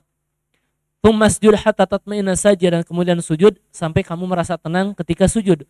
Tsumma rafa'ata tatma'inna jalisan, kemudian bangkitlah sampai kamu merasa tenang ketika duduk. Tsumma af'al dzalika fi sholatika kulliha, kemudian lakukan hal itu dalam sholatmu seluruhnya. Jadi yang namanya at-tumaninah, ruku ya semuanya, itu adalah rukun. Jadi ketika seseorang terlalu cepat, ya misalkan aya imam, makmum teh karena gerek antal sujud teh geus Allahu Akbar deui. Geus rek sujud deui, ya makmum karek angkat, geus sujud deui wah. Hese. Jangan terlalu cepat. Jangan terlalu cepat. Harus pelan-pelan. Tumanina.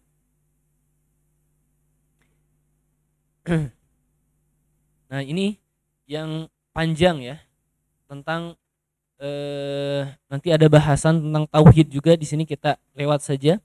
Wa qauluhu kita baca nih yang agak panjang ya, 66. Wat tasyahudul akhiru ruknun marfudun. Tasyahud akhir adalah rukun yang diwajibkan. Kama fil hadithi an Ibnu Mas'udin qala kunna naqulu qabla an yufrada alaina tasyahud. Kemudian kami berkata atau kami berdoa sebelum diwajibkan kepada kami tasyahud, assalamu ala Allah min ibadihi, assalamu ala Jibril wa Mikail. Faqala Nabi sallallahu alaihi wasallam, la taqulu assalamu ala Allahi min ibadihi. Janganlah kamu katakan hal demikian ya, assalamu ala Allahi min ibadihi. Fa inna Allahu wassalam, karena Allah itu adalah keselamatan. Lakin qulu, jadi Nabi sallallahu alaihi wasallam di sini mengajarkan bagaimana untuk bersolawat sendiri ya. Walakin qulu at-tahiyyatu lillahi was-salawatu at-thayyibatu assalamu alayka ayyuhan nabiyyu wa rahmatullahi wa barakatuh. Jadi Nabi sallallahu alaihi wasallam menerangkan bagaimana tata cara tahiyat di sini. Assalamu alayna wa ala ibadihi shalihin asyhadu an la ilaha illallah wa asyhadu anna Muhammadan abduhu wa rasuluh. Wa makna itulah doanya ya. Wa makna at-tahiyyah jami'u ta'zimat lillahi mulkan wa istihqaqan. Jadi seluruh pengagungan hanya milik Allah ya, yang berhak juga. Mithu al-ihna war ruku' was sujud wal baqa wad dawam wa jami'u ma ya'zumu bihi rabbul alamin fa huwa lillah. Maka ruku, sujud tetap dan dawam terus menerus, dan seluruh yang apa yang agung dengannya Rabbul Alamin ialah milik Allah.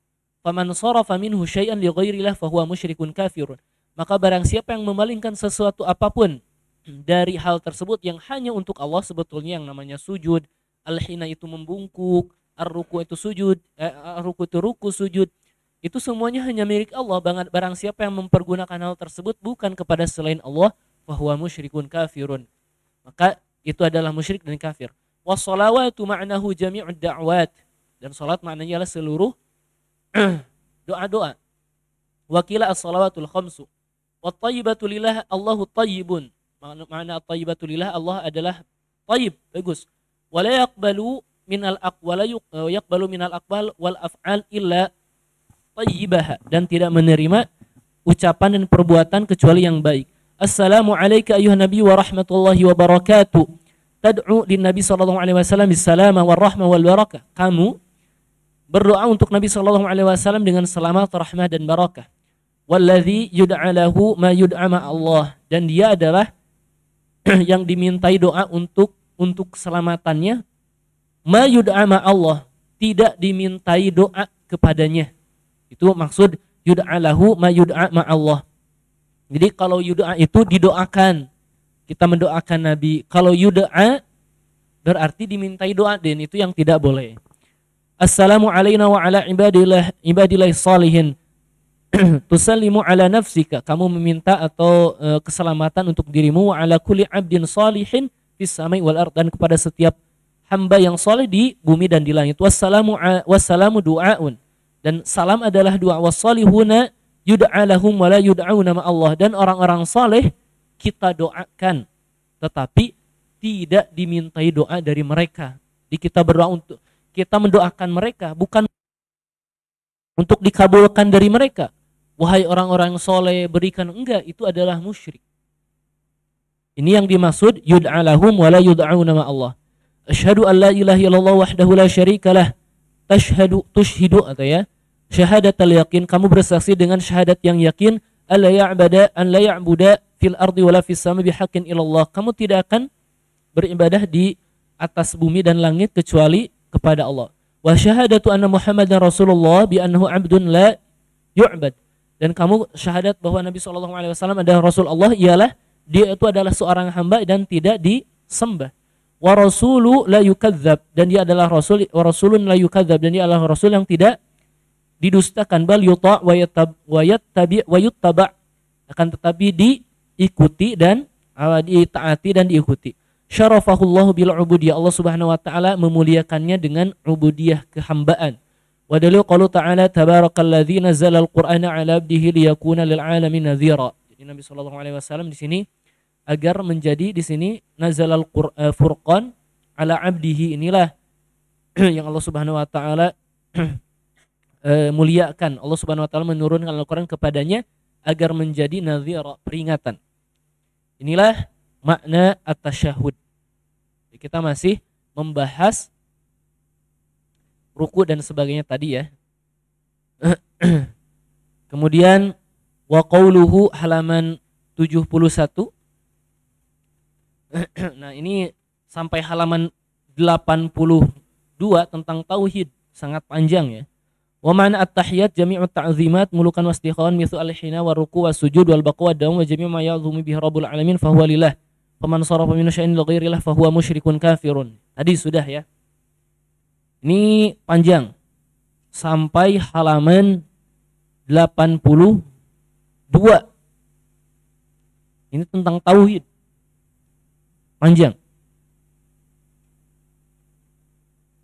Nah, ini kemudian salawat. Qauluhu Allahumma salli ala Muhammad wa ala ali Muhammad kama sallaita ala ali Ibrahim innaka Hamidum Majid. Ini adalah rukun ke-13 dari rukun-rukun salat, ialah salawat kepada Nabi. Allahumma salli ala Muhammad wa ala ali Muhammad kama sallaita ala ali Ibrahim innaka Hamidum Majid. Ini berarti rukun. Rukun ya. As-salatu minallahi thanahu ala 'abdihi fil malil a'la. Salawat dari Allah ialah pujiannya kepada hambanya fil ma'lil a'la. Fil malil a'la maksudnya indal malaikah, di samping malaikat. Al-Bukhari fi sahih an Abi al-Aliyah qala as-salatu wa thanahu ala 'abdihi fil malil a'la wa qila ar-rahmah was-sab al-ula. Wa minal malaikah, dan salawat dari malaikah ialah al-istighfar, meminta maghfirah. Wa minal adamiyin, dan dari manusia ad-du'a ialah ad-du'a. Ini adalah rukun ke-13. Kita baca lagi. Langsung ini ke halaman ini panjang juga. Langsung kita ke halaman 89. Jadi rukun yang ke-13 ialah salawat kepada Nabi. Kemudian rukun ke-14 at-taslimatan. Taslimatan, 2 taslim kiri kanan, itu adalah rukun.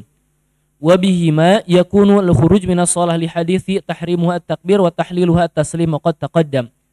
Jadi dua salam ini dan dengan keduanya yakunu al-khuruj minas shalah, keluar dari salat. Di hadis tahrimuha takbir, yang mengharamkan hal yang dulu boleh ialah takbiratul ihram, wa tahliluha at-taslim, dan yang menghalalkannya ialah at-taslim. Nah, itu telah selesai berarti sampai rukun 14. Ya. Jadi itulah telah selesai rukun-rukun sholat sampai 14. Jadi sekali lagi, nanti di akhir kalau lupa rukun, baik sengaja atau tidak sah sholat. Lupa tidak sah. Sengaja komodi sah. Sekarang wajibatus sholah. Sekarang wajibat sholat. Jadi sekali kalau wajibat bagaimana kalau lupa? Kalau lupa tidak apa-apa dan ditambal oleh sujud sahwi. Ini wajibat kalau lupa ini. Tetapi kalau meninggalkannya disengaja, berarti tidak boleh, batal sholat. Wajibatus sholah. Al-wajibatu thamaniyatun. Wajibat sholat itu ada 8. Jami'ut takbirat ghair takbiratil ihram. Seluruh takbir selain takbiratul ihram. Allahu Akbar. Setiap kita berpindah dalam satu gerakan ke gerakan lain. Wa qawlu subhana rabbiyal azim. Ini juga wajibat. Jadi rata-rata hanya ucapan. Fir ruku' subhana rabbiyal azim, ini doa dalam ruku'. Wa qawlu sami Allahu liman hamidah lil imam wal munfarid. Ini sami Allahu liman hamidah, ucapan ini bagi imam dan bagi orang yang salat sendiri. Berarti makmum tidak perlu dong, tidak perlu. Wa qawlu rabbana walakal hamdu lil kulli, akan tetapi rabbana walakal hamdu ini untuk seluruhnya, baik imam, makmum atau orang yang sendiri. Wa qawlu subhana rabbiyal a'la fis sujud, ini doa subhana rabbiyal a'la ketika sujud. Wa qulu rabbighfirli baina sajdatain, dan ucapan rabbighfirli atau doa rabbighfirli dari dua sujud. Wa tasyahud al awal wal julusu lahu. Tasyahud awal, nih tasyahud awal itu adalah tasyahud awal yang setelah 2 rakaat di tengah-tengah itu, ini merupakan wajibat. Kalau sengaja ditinggalkan batal, tetapi kalau lupa nih ya, lupa, maka sujud sahwi, tidak apa-apa, salatnya tetap sah. Wal julusu lahu, dan duduk untuk tasyahud.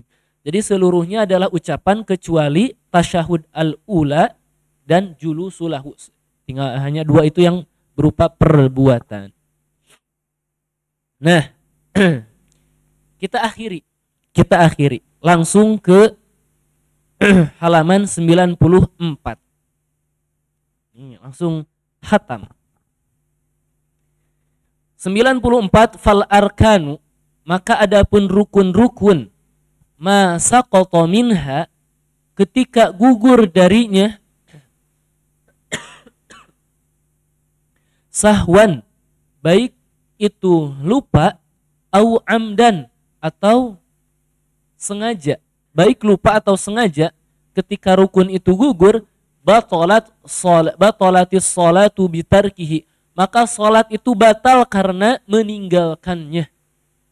Ini hasilnya. Wal wajibatu, adapun wajibat ma saqata minha amdan batolatis sholatu bitarkihi, maka ketika gugur salah satu wajibat misalkan, apalagi banyak wajibat, amdan secara sengaja, batolatis sholat, maka sholatnya itu batal bitarkihi karena meninggalkannya.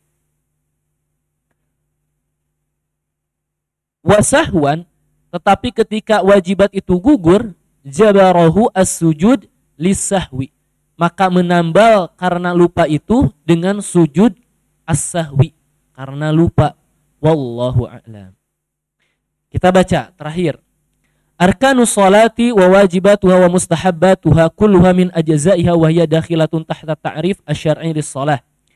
Rukun salat, wajibat, mustahabat seluruhnya merupakan bagian-bagian salat dan ia masuk dalam ta'rif atau definisi menurut syariat untuk salat. Wa hiya aqwalun wa af'alun makhsusatun muftatahatun bitakbir wa mukhtatamatun bitaslim. Inilah adalah ta'rif dari salat. Wa bainal arkan wal wajibat wal mustahabat farqun, antara rukun, wajibat dan mustahabat itu adalah farqun, banyak perbedaan, ada perbedaan. Fa innal arkan yata'ayyan al-ityanu biha, maka rukun itu mesti didatangkan atau dihadirkan. Wala tasqutu idza tarakaha sahwan au amdan, maka tidak gugur meskipun ditinggalkannya karena lupa atau sengaja. Wa amal wajibat, adapun wajibat, fa ta'ammudu tarkiha yubtilu shalah, maka meninggalkannya secara sengaja membatalkan salat.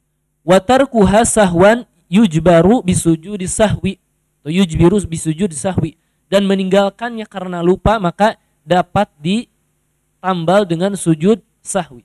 Wa amal mustahabbat, adapun mustahabbat mithlu du'aul istiftah, isti'adzah, fa inna man atabiha uthiba, barang siapa yang datang atau menghadirkannya maka uthiba, dia mendapat ganjaran. Wa man tarakaha la yu'aqabu illa idza kana tarkuhu iyyaha raghbatan 'anis sunnah, dan orang yang meninggalkan wajibat itu la yu'aqabu, dia mustahabat itu dia tidak diiqab, disiksa, kecuali ketika dia meninggalkan mustahabat itu, yang sunnah-sunnah itu, tarkahu iyyahu raghbatan 'anis sunnah, karena dia tidak atau membenci sunnah.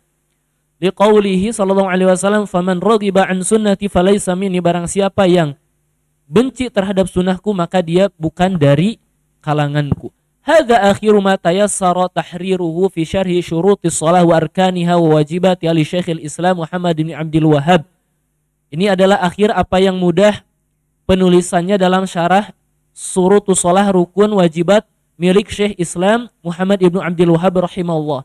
Wa as'alullah azza wa jal an yaghfira lahu wa yajzalu atau yujzilu ya lahul ajra wa thawab ala juhudi al-azimah fi nusrati din wa da'wah.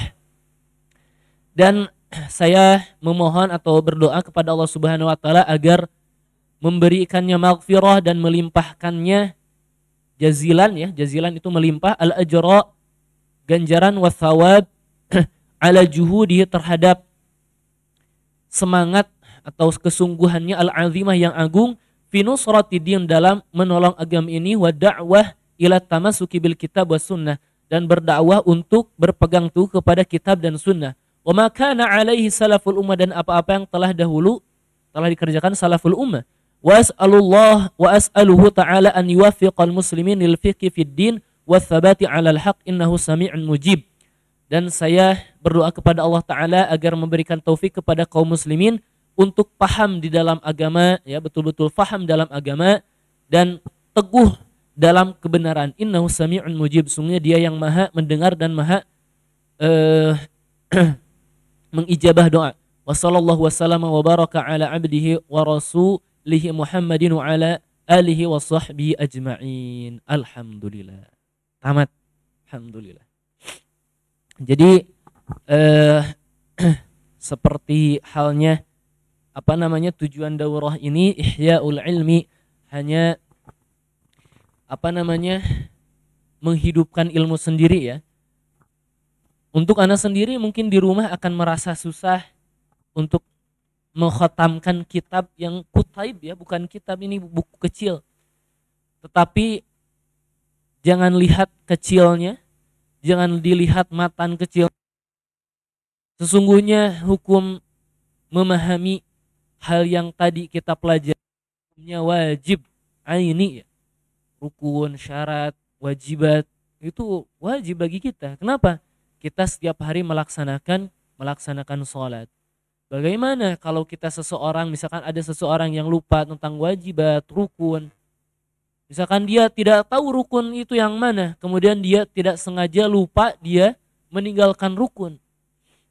Kemudian dia tidak melakukan atau mengulangi sholatnya, maka dia hakikatnya tidak sholat dan tidak diterima sama sekali sholatnya. Kenapa? Karena meninggalkan rukun. Dia telah meninggalkan apa yang wajib atasnya, yaitu mempelajari ilmu agama ini. Jadi sekali lagi kita mulai thalibul ilmi itu aham fal aham, dari yang penting kepada yang penting yang lain. Bolehlah kita fasilitas tidak terlalu mendukung dibanding orang-orang yang misalnya dapat ke luar negeri, mempunyai fasilitas yang luar biasa. Tapi Anda tegaskan ya, satu hal yang tidak boleh kita kalah dari orang-orang yang semangat belajar dan memiliki fasilitas yang luar biasa adalah semangat dalam belajar. Jadi kalau kita semangat saja sudah hilang menimba ilmu ini, maka sudah jauh kita terlewati oleh mereka-mereka. Sudah fasilitas kurang dan semangat pun kurang dibanding mereka, kita sudah jauh. Jadi kalau Allah Subhanahu wa taala sudah memfasilitasi kita nikmat hidup, nikmat waktu luang, nikmat muda, nikmat umur, Allah Subhanahu wa taala telah memfasilitasi kita masjid yang begitu nikmat, kitab-kitab yang sudah diterjemahkan, kitab-kitab yang sudah dikasih harokat, kitab-kitab yang sudah dicetak begitu banyak, maka harus dengan apalagi Allah Subhanahu wa taala memfasilitasi kita agar kita mampu dan mau mempelajari ilmu agama ini. Baik, kita cukupkan daurah ini. Semoga Allah Subhanahu wa taala memberikan pemahaman sebaik-baik pemahaman kepada kita, dan semoga Allah Subhanahu wa taala meneguhkan hati kita untuk berada dalam pijakan agama ini. Naktafi bihadzal qadar wallahu a'lam bissawab. Subhanakallahumma wa bihamdik asyhadu an la ilaha illa anta astaghfiruka wa atubu ilaik. Wassalamualaikum warahmatullahi wabarakatuh.